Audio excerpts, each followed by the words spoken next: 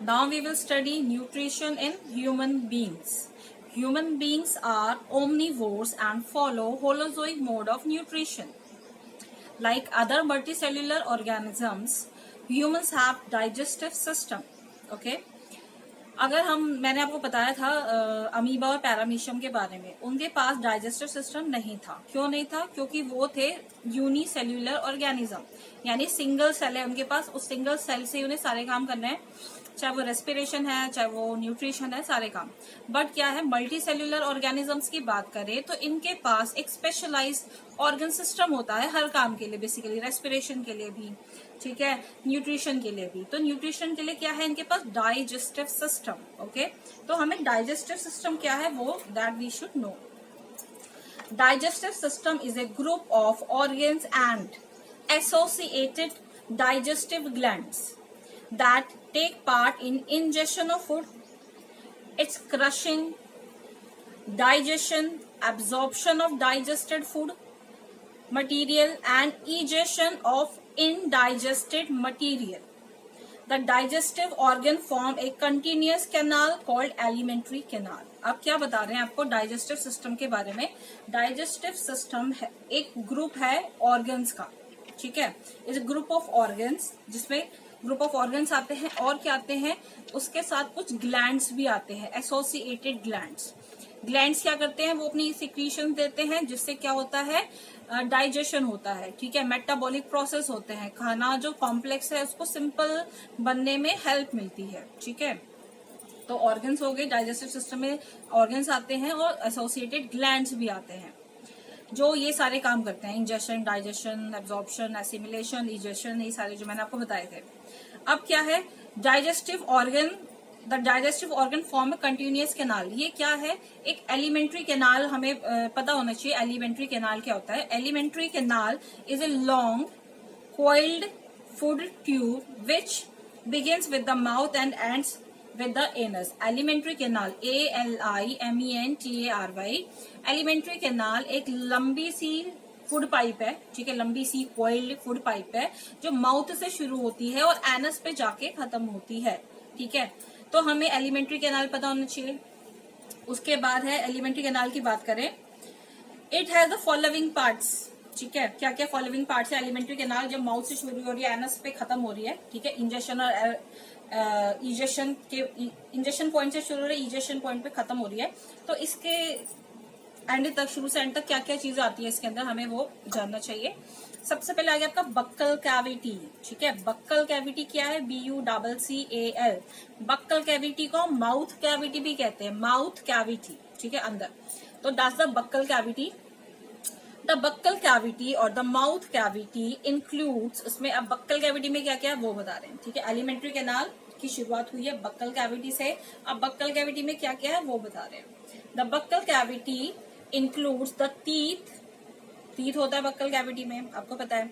The tongue and the salivary glands, ठीक है. ये तीन चीजें हैं बक्कल कैविटी में. तो हम बक्कल कैविटी समझ रहे हैं, माउथ कैविटी अंदर, mouth cavity is the buccal cavity.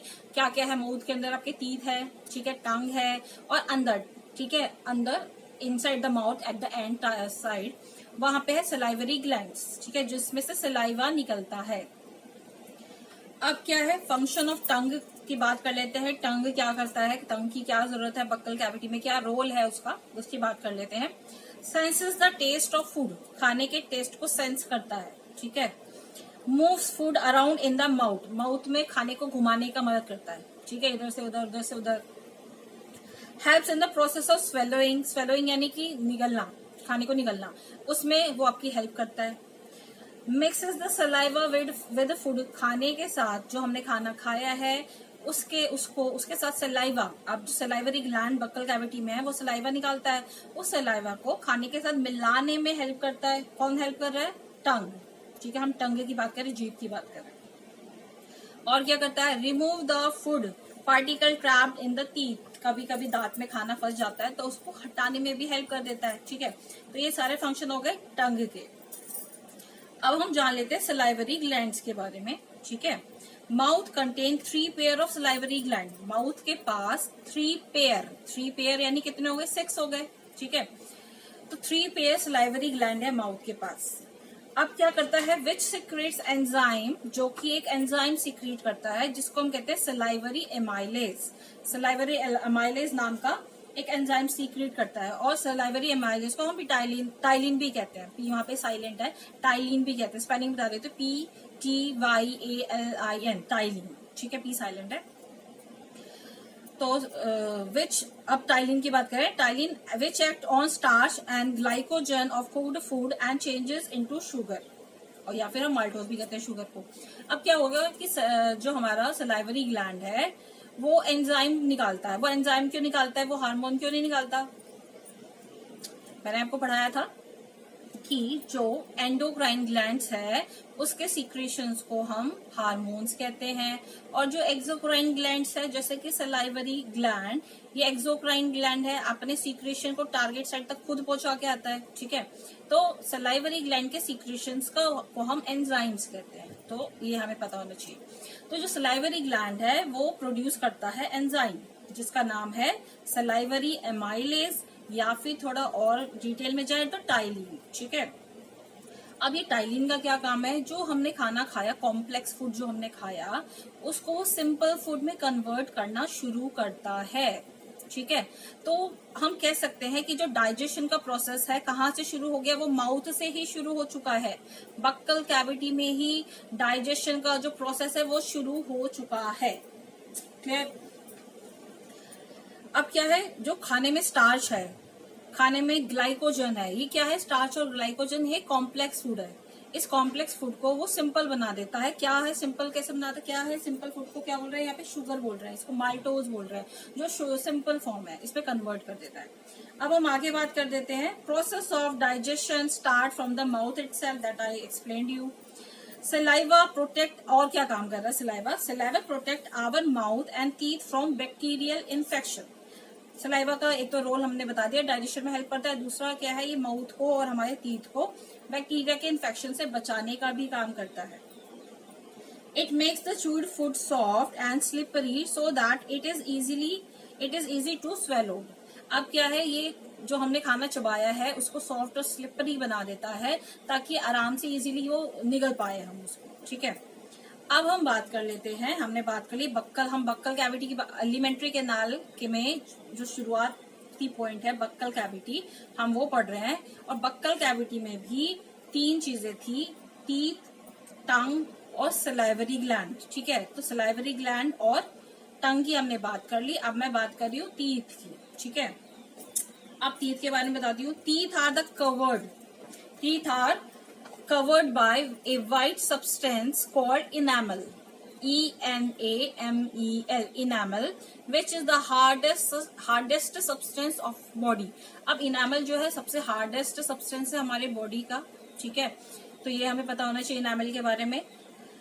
तो टीथ का समझ में आएगा कि टीथ के ऊपर एक enamel की कवरिंग होती है जो कि सबसे स्ट्रॉन्ग हार्ड बनाती है हमारे टीथ को। अब मैस्टिकेशन समझने की जरूरत है हमें।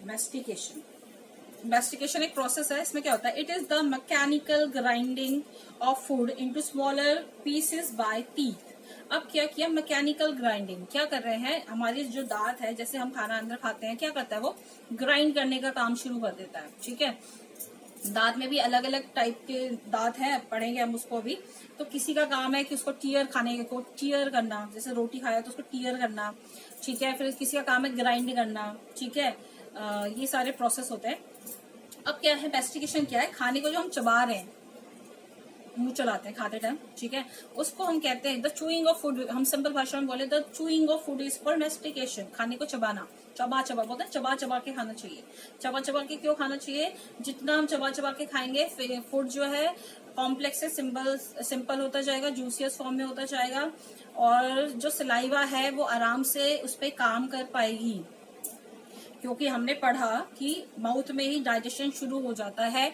तो हम लोग क्या आजकल की लाइफस्टाइल इतनी ज्यादा बिजी है कि सब चीज के लिए टाइम है, फोन चलाने के लिए टाइम, सब चीज के लिए टाइम है, बट क्या है ना, खाना खाने के लिए टाइम नहीं होता, फटाफट खाते हैं, भागते हैं। तो यही गलत हो रहा है। क्या करना चाहिए, मैस्टिकेशन इंपॉर्टेंट प्रोसेस है, मैस्टिकेशन में ज्यादा से ज्यादा टाइम देना चाहिए, ठीक है। मैस्टिकेशन में क्या है कि जितना टाइम खाना मुंह में रहेगा, मैस्टिकेट करेंगे, चबाएंगे, तो चू करेंगे, उतना टाइम मिलेगा सलाइवरी एमाइलेज को कि वो कॉम्प्लेक्स फूड को सिंपल फूड में कन्वर्ट कर दे। ठीक है, तो जितना ज्यादा डाइजेशन पार्ट कंप्लीट हो जाएगा उतना अच्छा है। ठीक है, उतना इजीली हमारी बॉडी उस खाने को यूटिलाइज कर पाएगी, वेस्ट नहीं होगा। तो मैस्टिकेशन हमने समझ लिया। अब हम सेट ऑफ टीथ के बारे में पढ़ लेते हैं। जब हम टीथ के बारे में पढ़ रहे हैं तो humans have 2 sets of teeth. Human के पास 2 सेट्स ऑफ टीथ होते हैं इन देयर लाइफ टाइम में 2 सेट्स के टीथ होते हैं, यानी कि मतलब एक बार जो शुरू वाले टीथ होते हैं जिसे हम मिल्क टीथ कहते हैं, और जो बाद में आते हैं जिसे हम परमानेंट टीथ कहते हैं। तो एक हो गया मिल्क टीथ एंड दूसरा वन है आपका परमानेंट टीथ।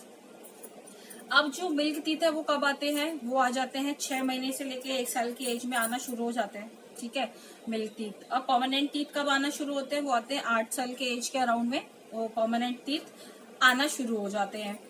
अब कितने होते हैं मिल्क टीथ? अगर मैं बोलूं कितने मिल्क टीथ होते हैं तो 20, और कितने परमानेंट टीथ होते हैं तो 32।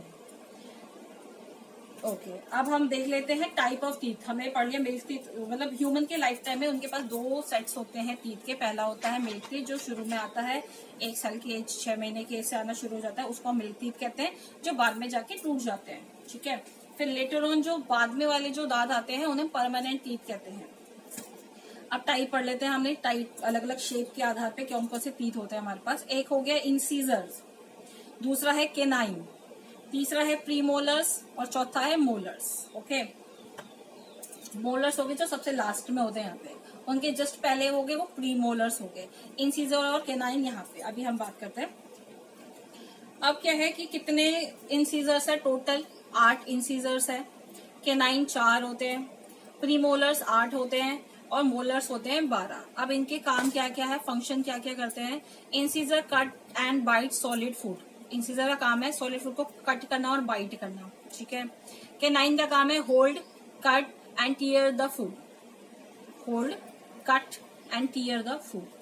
प्रीमोलर का काम है crush and grind the food. Crush करता है फूड को, पीस देता है। मोलर्स का काम भी है ग्राइंड द फूड। तो ये सारे टीथ के फंक्शंस हो गए अलग अलग।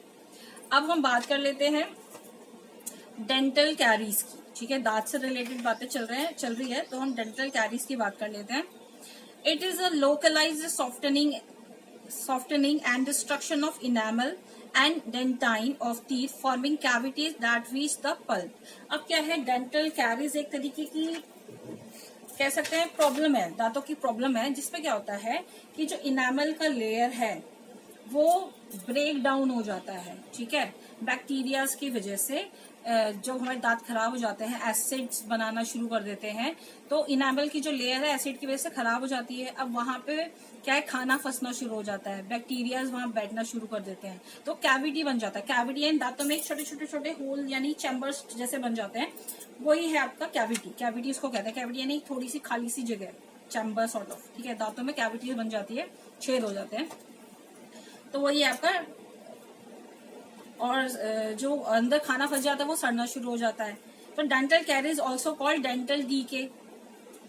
It is caused by bacterium streptococcus mutans. Streptococcus mutans के नाम का बैक्टीरिया है, उसकी वजह से ये प्रॉब्लम आती है। It feeds on sugar and produce acid which destroyed और डीके द इनामल। अब क्या है ना कि ये क्या करता है, स्ट्रेप्टोकोकस म्यूटेंस, ये खाना जो भी दांतों में खाना लगा रहता है उससे खाता है और एसिड प्रोड्यूस करता है और दांत की जो इनामल है उसको खराब कर देता है। इसीलिए कहते हैं कि खाना खाने के बाद क्या करना चाहिए, कुल्ला करना चाहिए। ठीक है, और सोने से पहले भी एक बार मुंह वॉश कर लें। बोलते हैं ना कि 2 बार ब्रश करना चाहिए, एक बार सुबह एक बार रात में। तो रात में ब्रश करने के लिए क्यों बोल रहे होते हैं, रात में ब्रश करने के लिए इसलिए बोल रहे होते हैं ताकि ये वाली प्रॉब्लम ना आए कि हमारे दांतों में जो खाना अटका होगा तो रात भर जो है ना हम क्या कर रहे होते हैं, वो पार्टी दे रहे होते हैं बैक्टीरिया को। ठीक है, तो वो पार्टी नहीं देनी होती है हमें, इस चीज का हमें ध्यान रखना होता है। तो अगर ये चीज का हम ध्यान रखेंगे तो डेंटल कैरीज जैसी प्रॉब्लम नहीं आएगी। दूसरी प्रॉब्लम है डेंटल प्लाक, मतलब ठीक है, प्लाक क्या होता है, a sticky white layer that coats teeth and contains bacteria. Dental plaque क्या है, आपने अगर मे भी ऑब्जर्व किया हो कि आपके दांतों पे एक व्हाइट कलर सी व्हाइटिश येलोइश सी लेयर हो जाती है, वो लेयर को हम कहते हैं प्लाक। ठीक है, जो क्या है मतलब उस पर बैक्टीरियाज भी होते हैं, तो उससे भी बचाना चाहिए। तो कैसे बचेंगे, सिंपल ब्रश रेगुलर टाइम पे करना। ठीक है, बिना ब्रश के खाना नहीं खाना, ये सारी चीजें हमें ध्यान रखनी चाहिए।